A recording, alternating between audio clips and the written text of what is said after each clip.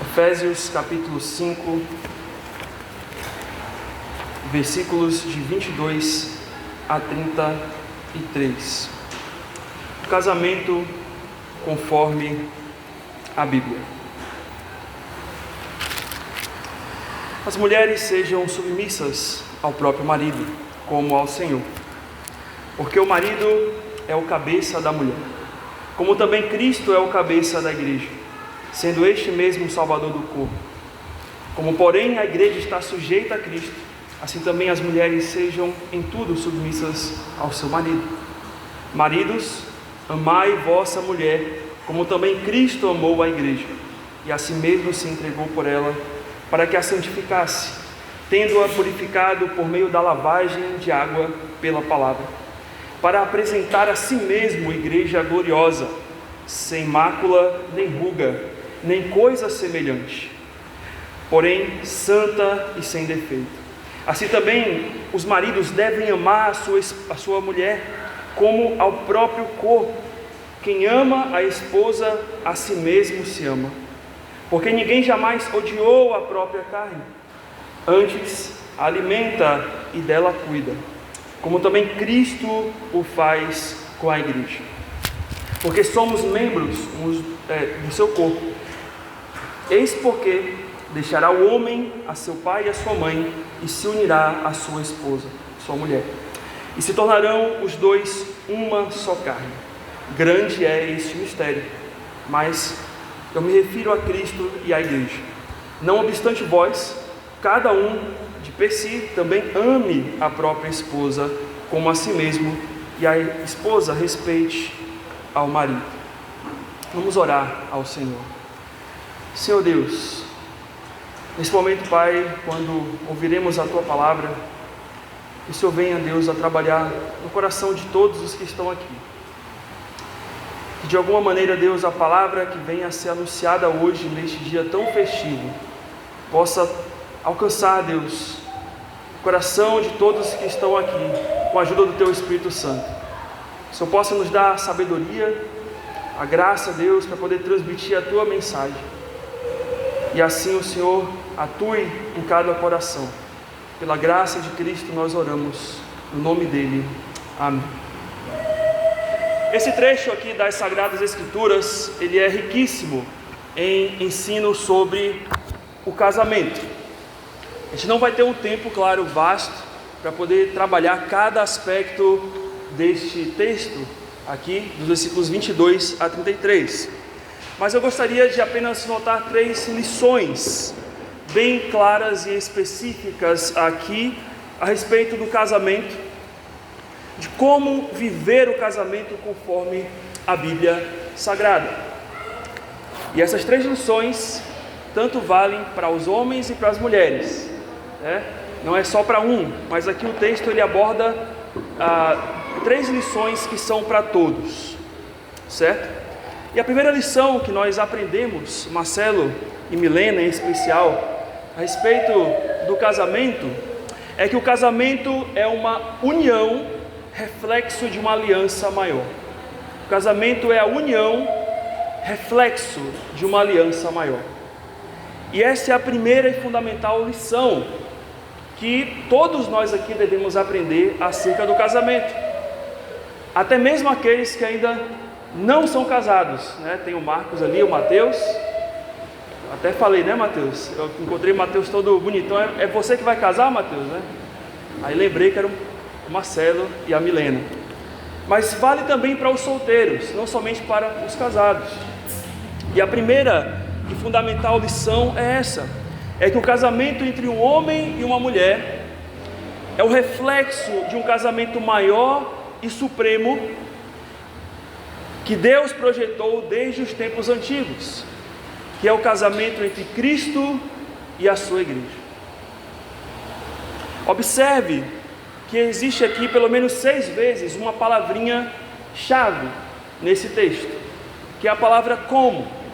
E essa palavra como, ela pode ser traduzida como semelhante a, certo?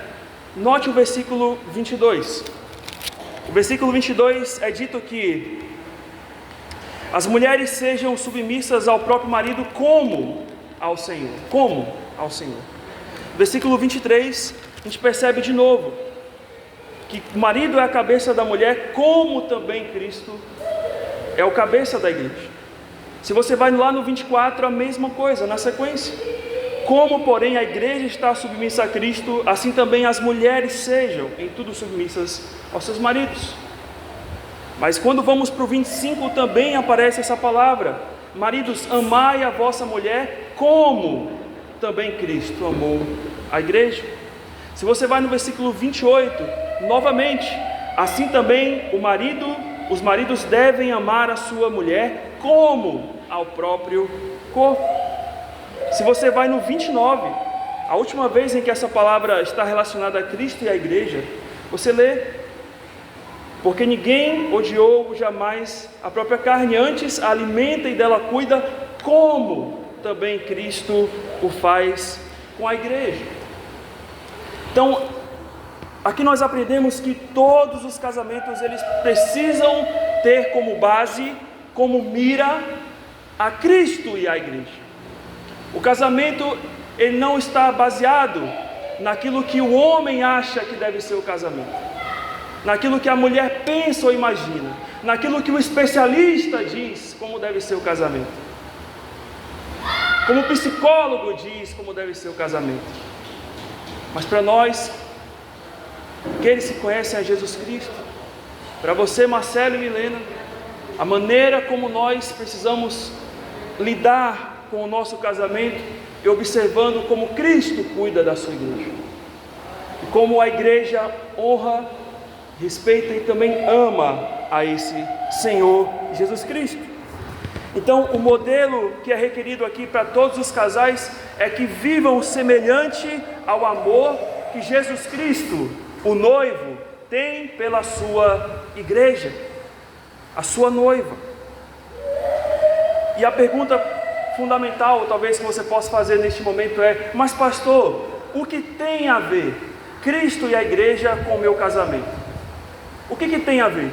O que está por trás disso tudo? Tudo. Tudo. Primeiro, a Bíblia nos conta lá em Gênesis que Deus criou a humanidade perfeita e em união com Deus. Mas essa humanidade pecou contra Deus e desobedeceu. E como consequência, esse homem, ele se afasta de Deus, a humanidade se afasta de Deus, conforme lemos em Romanos 3:23.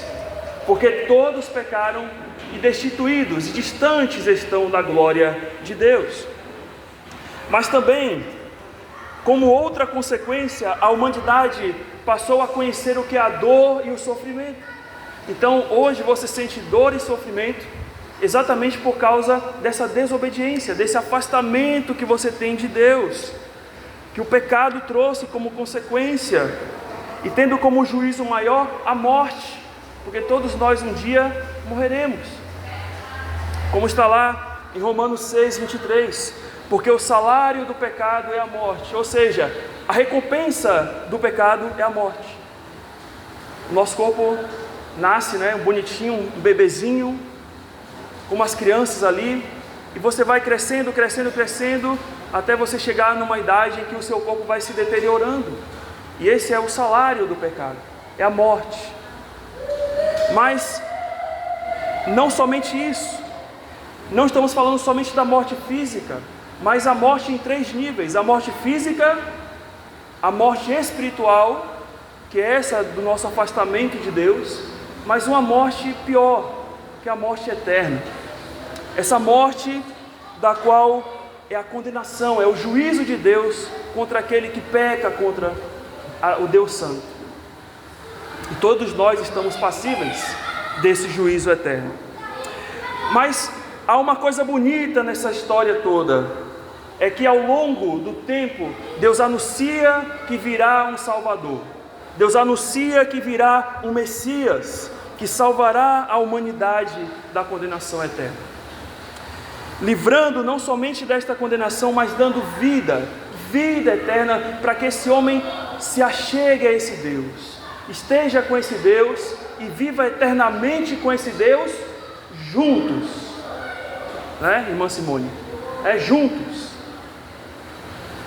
E esse Senhor e Salvador é exatamente Jesus Cristo. Lá em João 3,16 é dito: porque Deus ama o mundo de tal maneira que Ele deu o seu Filho, Ele entrega o seu Filho unigênito, para que todo aquele que nele crê não pereça, não vá para essa condenação, mas tenha a vida eterna.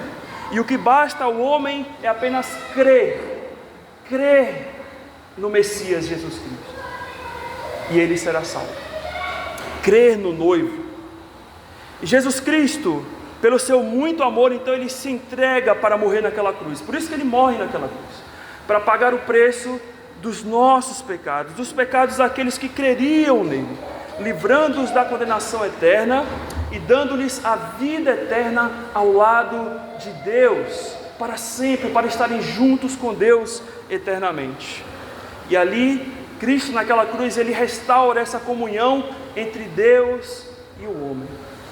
Como nós podemos ler em Romanos 5,8, porque Deus prova o seu próprio amor para conosco, pelo fato de Cristo ter morrido por nós, quando nós ainda éramos pecadores. Marcelo e Milena, como também todos os demais casados aqui, tiveram que se amar, né? Marcelo amou a Milena, Milena amou o Marcelo, e ainda ama, né?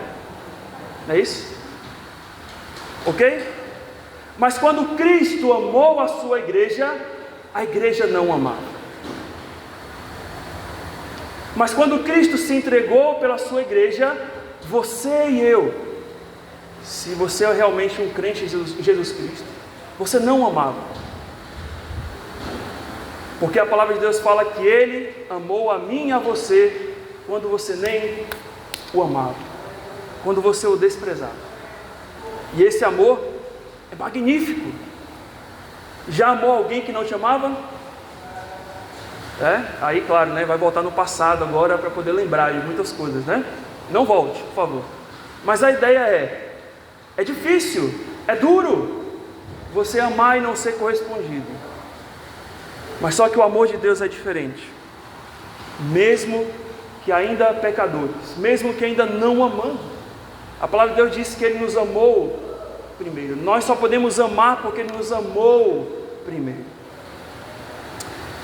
Por isso que o versículo 25 de Efésios 5 é grandioso, aquilo que é dito aqui neste versículo, quando é dito: marido, amai vossas mulheres, e aí note, como também Cristo amou a igreja, e a si mesmo se entregou por ela. Então o amor é uma entrega, o amor é uma decisão. Mesmo que eu não seja correspondido, eu preciso amar. Claro, o amor aqui, uns para com os outros, mas até no casamento. Quando a minha esposa briga comigo, eu preciso amá-la.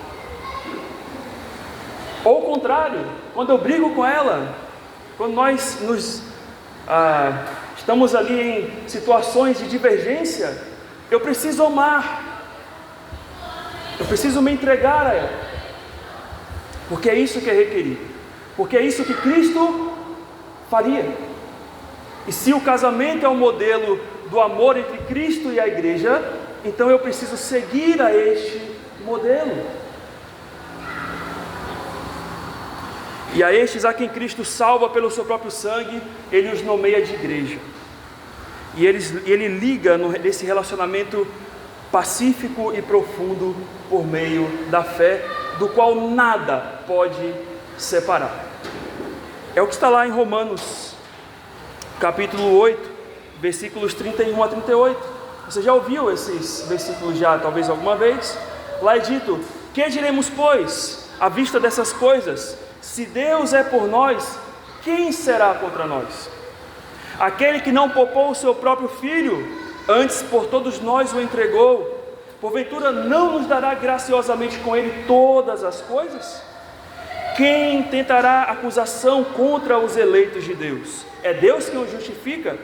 Quem os condenará? É Cristo Jesus que morreu, ou antes ressuscitou, o qual está à direita de Deus e também intercede por nós. e aí é dito os célebres versículos: quem nos separará do amor de Cristo? Será tribulação? Será angústia, perseguição, fome, nudez, perigo, espada? Como está escrito: por amor de ti somos entregues à morte o dia todo. Fomos considerados como ovelhas para o matadouro. Então, aliás, em todas essas coisas, porém, somos mais que vencedores, por meio daquele que nos amou. Porque eu estou bem certo que nem a morte, nem a vida, nem anjos, nem principados, nem as coisas do presente, nem do futuro, nem poderes, nem altura, nem profundidade, nem qualquer outra criatura poderá nos separar do amor de Deus. E essa declaração é a declaração do noivo para a sua noiva, do noivo Jesus Cristo para a sua noiva. Ele diz: eu te amei com amor eterno, eu te trouxe para perto de mim, e eu vou te amar até o fim, e nada vai nos separar deste amor. E a pergunta é: será que isso também não é válido na vida dos casais? Sim ou não? Sim, porque Cristo e a igreja são modelo para as nossas vidas. Então essa declaração de amor, Marcelo, é de você para a Milena. Milena, essa declaração de amor, dos versículos 31 a 39 de Romanos 8, é para o Marcelo. Nada pode separar. O que Satanás está fazendo é tentar dividir, tentar separar, tentar destruir a união nos casamentos, das diversas e sutis formas. Mas isso não pode acontecer. Se ele consegue, é uma vitória. Isso não pode acontecer, porque o amor é uma decisão, é sentimento também, é emoção.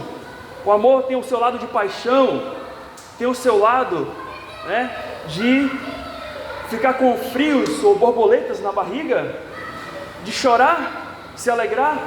Mas o amor também é uma decisão nos momentos mais duros e difíceis da vida. Porque imagine se Cristo, nos momentos mais difíceis, em que nós pecamos contra Ele, Ele desistisse de nós. Ai de nós! Mas Ele nos ama para sempre. A união de vocês, claro, a minha esposa brinca comigo, é até que a morte os separe, mas ela fala assim: bem, mesmo que você morra, no céu eu quero estar do seu ladinho, eu vou estar lá vigiando você. Eu falei: olha, lá vai ser corpo glorificado, tudo perfeito, fica tranquila, Mas a ideia é que talvez o amor de vocês um dia termine pela morte, como o amor de cada um aqui casal, mas o amor de Deus não. Este é para sempre. E aqui aprendemos uma segunda lição, bem importante, que o casamento é uma união de responsabilidades particulares. O casamento tem responsabilidades. O casamento não é só I love you, coraçãozinho, S2, emotion para lá, beijinho para cá, como no namoro. Quando você assume a decisão de casar com alguém, você está decidindo que terá responsabilidades para com aquela pessoa, e aquela pessoa também.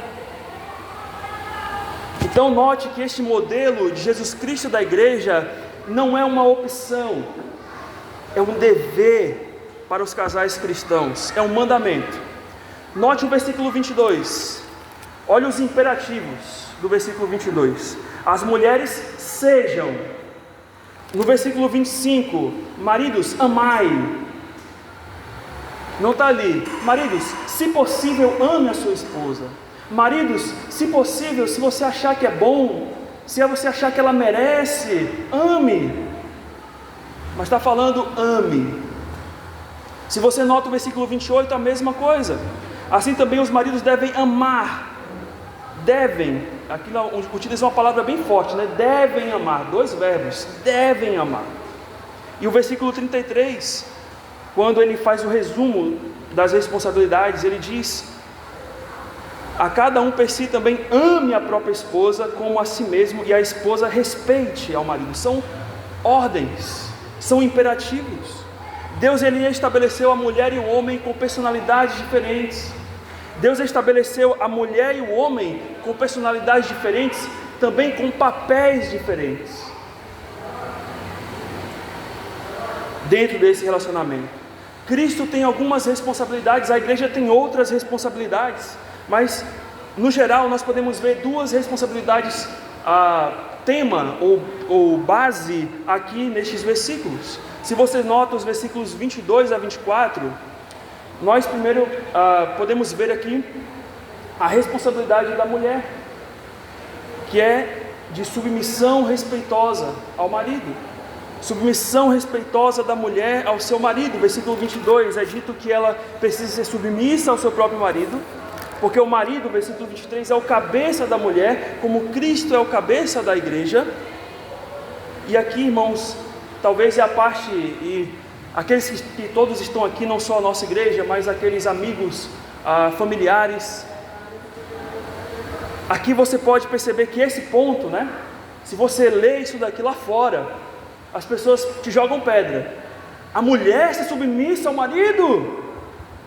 Que coisa terrível! Isso é retrógrado, é da era medieval, é do patriarcado.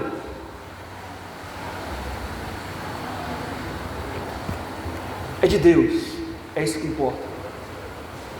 Não importa o que o mundo diga, não importa o que as filosofias apontem, é o que Deus está dizendo, não sou eu. Não é o pastor que está dizendo, é Deus. Mas pastor, o que é então ser submissa?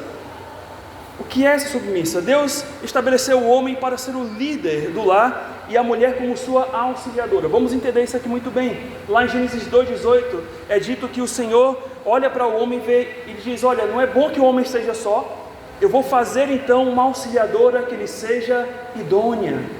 E o que é um auxiliador idôneo? É alguém que está assim, a mulher aqui, o homem aqui? Não. Tudo começa daqui. Eles estão aqui. A palavra idônea, uma auxiliadora, é alguém que está ao lado. Auxiliar, que está ao lado do homem. O homem não está em cima e a mulher está embaixo. Não é uma hierarquia, mas eles estão ao lado. Uma auxiliadora idônea. O que é idônea? Uma auxiliadora capaz, competente, que ajude o seu esposo nesse papel importante da liderança do lar, que lhe auxilie para que ele desenvolva o seu lar, que ele lidere a sua família como Cristo também lidera a sua igreja. Então, irmãos, essa palavra submissão, ela não tem nada a ver com a ideia de alguém que está abaixo, mas com alguém que respeita a posição do outro. Como no seu trabalho, você respeita o seu patrão? Respeita, né? Talvez ele até pode estar acima de você, mas você o respeita. Você tem uma responsabilidade, você tem um cargo, como talvez você tenha seus subordinados, e ambos têm que ter respeito um pelo outro. Quando nós lemos a palavra submissão, vocês não vão ter aí, mas o versículo 21 é a mesma palavra de Efésios 5, quando é dito ali, sujeitando-vos uns aos outros no temor de Cristo. E a ideia aqui é que tanto irmãos, tanto parentes, tanto seja um ou outro, eles se relacionem com respeito, em submissão, respeitando um ao outro. Então não é a ideia aqui de que o marido ele precisa mandar na vida da esposa como um ditador. A ideia aqui não é como o mundo pensa, que o marido tem que ter a voz mais alta dentro do lar, que a mulher não pode falar nada. Como a sociedade erroneamente compreende ser submissão. Mas submissão aqui é respeito, é reconhecer que Deus colocou o seu esposo como líder da família, assim como Cristo é o líder do seu coração. Você obedece a Cristo, mulheres? Então também façam exatamente isso ao seu marido, porque a palavra diz que tem que ser assim. Mas pastor, e os homens? Você não vai falar dos homens? Vou falar agora.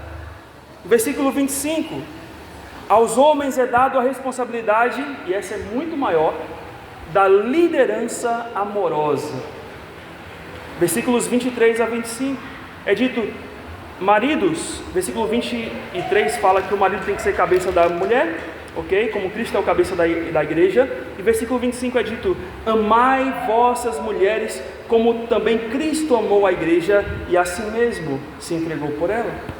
Deus estabeleceu estruturalmente a mulher e o homem diferentes. A mulher Deus estabeleceu para ser amada, sustentada, sentir-se segura, protegida. E para que essa necessidade seja suprida, o homem então precisa liderar com amor a sua esposa. Podemos fazer uma pesquisa depois aqui, não farei, mas podemos, né? E perguntar o que as mulheres mais esperam dentro de um casamento. E elas vão dizer: eu espero segurança, eu espero que ele me ame, que ele cuide de mim, que ele seja carinhoso, que ele seja atento, né? Que quando eu corte o cabelo, ele perceba que eu cortei o cabelo. A minha esposa está por aí, né? Quando eu passe toda bonita e cheirosa, ele fala: como você está linda. A mulher quer isso. Deus estabeleceu as mulheres assim, desse jeito, para serem auxiliadoras dos seus maridos, mas também para que os seus maridos amassem as suas esposas. Liderar aqui, como eu falei, não é um ato de ditadura. O homem não pode ser um mandão, um imperador que acha que tem uma escrava dentro de casa. Mas a ideia aqui é que liderar é conduzir em amor. E note o que a palavra de Deus diz: amem a vossa mulher como Cristo amou a sua igreja. E como foi que Cristo amou a igreja? Como foi? Até a morte, até o ponto de entregar a sua vida pela sua noiva. Assim também nós, maridos, precisamos nos entregar às nossas esposas no máximo de amor a elas, ao ponto de que se até mesmo é requerido que morramos por ela, que tomamos aquela bala, né? Já viu filmes, né? A mulher está ali, ela vai morrer e aparece o homem, né? Tipo Matrix, né? E recebe o tiro, ele se torna o escudo dela. É isso? Aí as mulheres agora pensam, né? Ser submissa é mais fácil, pastor. Levar uma bala, né? Mas note o versículo 28. É dito também: assim também, maridos, devem amar a sua mulher como ao próprio corpo. Quem ama a esposa, a si mesmo se ama. E versículo 29 diz: porque ninguém jamais odiou a sua própria carne, antes a alimenta e dela cuida, como também Cristo o faz com a igreja. E a ideia aqui é que os homens amem as suas esposas como se estivessem amando a si mesmo. Marcelo, você tem que amar a Milena exatamente como você gostaria de ser amado, né? Como você gostaria de ser tratado, como você gostaria de ser respeitado, né? É cuidar nesse sentido, é o cuidar olhando a sua esposa como sendo a sua própria carne, ok? E a conclusão no versículo 23 dessas responsabilidades: quando essas responsabilidades elas funcionam harmoniosamente, o casamento ele caminha para o tão sonhado final feliz, né? O versículo 23 nos diz: não obstante vós, cada um de per si, também ame a própria esposa, como a si mesmo, e a esposa respeite ao seu marido. E a última lição, para poder finalizar, esta mais curta, é que o casamento é uma união em constante aperfeiçoamento. Irmãos, o casamento, e amigos, não é fácil. O casamento não é fácil, por quê? Porque é a união de dois pecadores. É a união de duas pessoas com personalidades diferentes, que vêm de histórias de vidas diferentes, que vêm muitas vezes de culturas diferentes, de ambientes diferentes. E aí tem um componente chamado pecado ainda, né? As vontades de cada um. Quando você era solteiro, você muitas vezes fazia o que você queria, né? Você fazia o que você queria, saía a hora que você queria, voltava a hora que você queria, mas você não era feliz. E aí você se casa e pensa que pode viver a vida de solteiro. Errado. Porque agora você tem um choque. Você tem as suas vontades, mas agora você tem uma união do qual precisa ser trabalhada. Você tem constantemente ali situações em que vocês não vão estar totalmente unidos em pensamento e precisam tratar e trabalhar essas situações de forma harmoniosa. E como é que isso ocorre? Como nós vimos, o casamento ele só pode encontrar harmonia nas divergências quando o homem e a mulher se convergem a Cristo. Somente assim. Eles só vão ter as suas divergências resolvidas quando eles se convergem a Cristo. E eu vou dar um exemplo aqui bem interessante. O casamento é uma união de três. Você sabia? Sabia, Marcelo? Milena? Todos aqui? O casamento é uma união de três, ou deve ser uma união de três. Vamos pensar que aqui está Deus, certo? E aqui está o homem e aqui está a mulher, correto? Homem, mulher e aqui Deus, certo? O homem e a mulher nessa situação aqui, eles estão juntos ou separados? Separados, correto? Tem um vácuo aqui no meio, né? Tem um pastor no meio aqui do homem e da mulher, né? Ok? Então, o que acontece? À medida que o homem se aproxima de Deus e a mulher se aproxima de Deus, o que acontece? Eles estão se aproximando. Essa é a matemática de Deus, né? O cálculo do triângulo é isso. Quando a mulher se afasta de Deus, o homem e a mulher estão juntos. Quando o homem se afasta de Deus, a mulher e o homem estão juntos. Então a ideia é essa: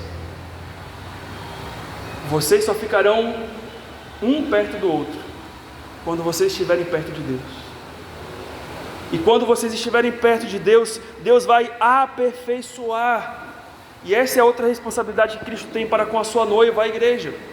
Ele diz, versículos 27, que Ele salva a sua igreja, versículo 26, para que a santificasse, tendo-a purificado por meio da lavagem de água pela palavra, para apresentar a si mesmo igreja gloriosa, sem mácula, nem ruga, nem coisa semelhante, porém santa e sem defeito.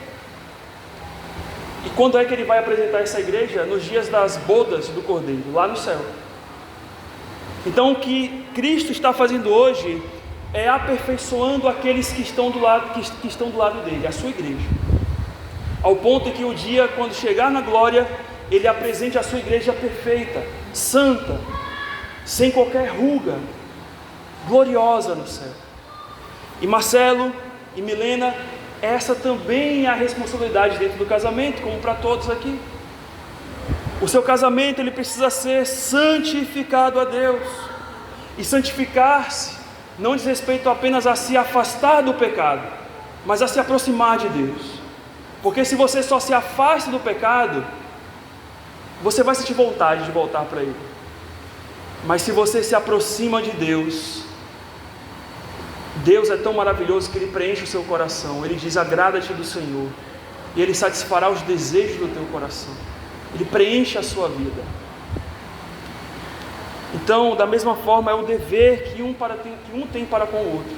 Marcelo, você precisa levar a sua esposa para perto de Deus, onde você também deve estar.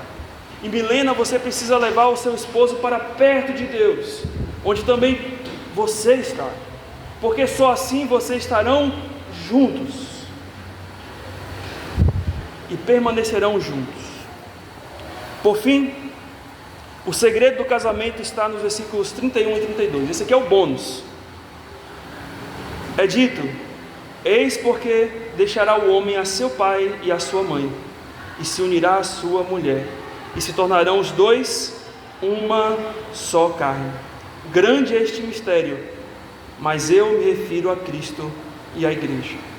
Nós notamos nesses versos aqui que quando o homem deixa a sua casa, quando a mulher deixa a sua casa, o seu papai e a sua mamãe, e se unem, eles estão formando uma só carne. E o ensino da palavra de Deus que Ele tem para nós aqui é este: é pensar como nós e não como Ele. No casamento vocês precisarão pensar como nós e não como eu. Este é o problema de muitos casamentos, é que as pessoas querem pensar quando estavam como solteiras, querem pensar na época que estavam no eu, mas agora não existe mais o eu, é uma só carne, assim como Cristo e a igreja se tornam um só corpo, e isso não muda.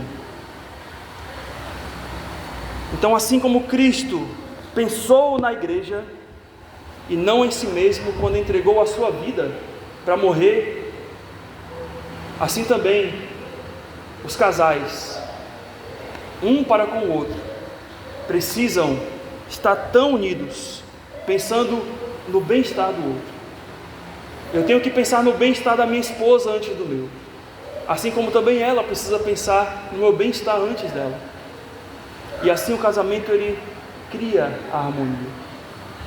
No fim de tudo, Marcelo e Milena, chegando ao fim desta mensagem, que essas 3 lições se mantenham firmes em seus corações. Vocês precisam ter como Cristo e a igreja o modelo do relacionamento de vocês. Vocês precisam desenvolver e cada vez mais ampliar essas responsabilidades, algumas delas aqui dentro do casamento, não temos como falar todas. E vocês precisam entender que só perto de Deus vocês serão aperfeiçoados neste amor. Este é o segredo, que foi revelado do casamento. Vamos orar ao Senhor. Muito obrigado, Deus, pela Tua palavra. Muito obrigado porque ela nos traz a compreensão, ela nos traz aquilo que muitas vezes, Senhor, no dia a dia esquecemos, como casais, de que o modelo do nosso relacionamento com o nosso esposo, esposa, dentro do lar, deve ser Cristo e a igreja. Ajuda-nos, Deus, a amar como Cristo amou. E também ajuda-nos, Deus, a respeitar como a igreja deve a Cristo. E seja, Deus, com aqueles que estão aqui também hoje, sejam solteiros que ainda não passaram por esse momento, que possam ouvir essa palavra e guardá-la com atenção em seus corações. Oramos no nome do Senhor Jesus Cristo. Amém.